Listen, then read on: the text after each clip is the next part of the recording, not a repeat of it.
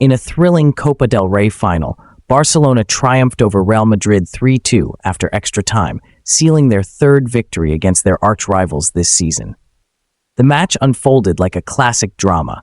Barça took an early 1-0 lead, only for Madrid to fight back with 2 goals, leaving them trailing 2-1 by the 77th minute. But Ferran Torres delivered a clutch 84th-minute equalizer, sending the game into extra time, where Barcelona secured the winning goal to lift the trophy. Barcelona's build-up approach demonstrated a clear solution to Real Madrid's pressing system through intelligent spatial organization and controlled possession. The young center-back Cubarsí and experienced Martinez positioned themselves wide apart when building play, creating a stretching effect that disrupted Madrid's compact front three of Vinicius, Ceballos, and Bellingham. This strategic width forced Madrid's forwards into uncomfortable decisions. If they pressed high, they risked leaving gaps. If they held position, they conceded space. The consequence of this setup became evident as Barcelona frequently found Martin free on the left flank. By maintaining disciplined positioning, Barcelona's center-backs created natural passing angles that bypassed Madrid's initial press. When Madrid's forwards committed to pressing one center-back, the other became an available outlet, systematically breaking the first line of pressure. When Madrid opted against aggressive pressing, Barcelona adapted smoothly. The center-backs, particularly Martinez, demonstrated excellent game understanding by recognizing when to advance with the ball. His forward movements served multiple purposes, either progressing possession directly or drawing Madrid players out of position to create space for teammates. This intelligent interpretation of Madrid's defensive approach gave Barcelona consistent control of the match's rhythm. The effectiveness of Barcelona's build-up stemmed from their ability to read and react to Madrid's defensive decisions. When Madrid pressed, Barcelona used width to create escape routes. When Madrid dropped, they used central penetration to advance play. This adaptability in possession phases proved crucial in establishing Barcelona's dominance throughout the first half. Real Madrid's second-half tactical shift under Ancelotti introduced a far more aggressive man-to-man pressing system that significantly altered the game's dynamics. By bringing on Kylian Mbappé, Modric, and Güler, Madrid implemented a suffocating high press that saw 7 outfield players commit to hunting Barcelona's build-up in their own defensive third. This intense pressure created moments where Barcelona struggled to progress the ball, but simultaneously opened dangerous spaces that the Catalans eventually exploited. The mechanics of Madrid's press were meticulously organized. Kylian Mbappé pushed up to Wojciech Szczesny, cutting off the goalkeeper's short distribution options, while Güler took responsibility for Cubarsí, preventing easy wide passes. Valverde pressed Martinez centrally, Modric shadowed Pedri's movements, and Bellingham positioned himself to intercept passes into Frenkie de Jong. Meanwhile, Tchouaméni aggressively closed down Dani Olmo, and Vinicius kept Kounde occupied, completing a comprehensive man-marking scheme that left Barcelona with few easy passing lanes. However, this all-or-nothing approach came with inherent vulnerabilities.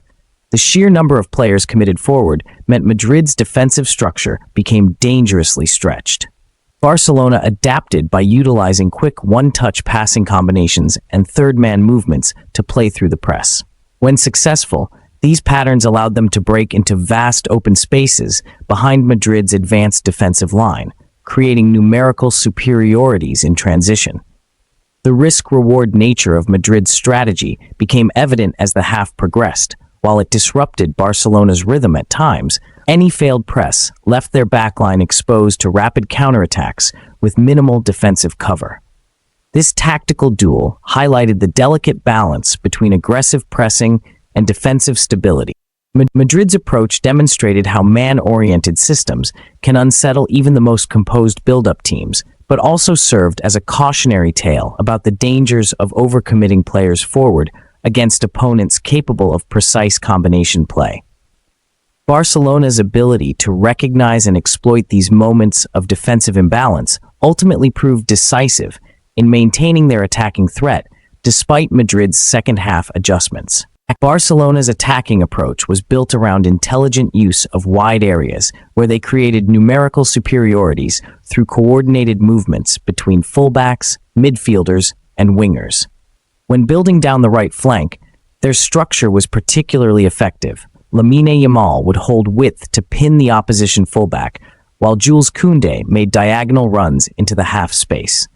This movement was complemented by the central midfielders, typically Pedri, De Jong, or Olmo, who positioned themselves as additional passing options between the lines. This sophisticated positioning created multiple passing lanes that made Barcelona extremely difficult to defend against.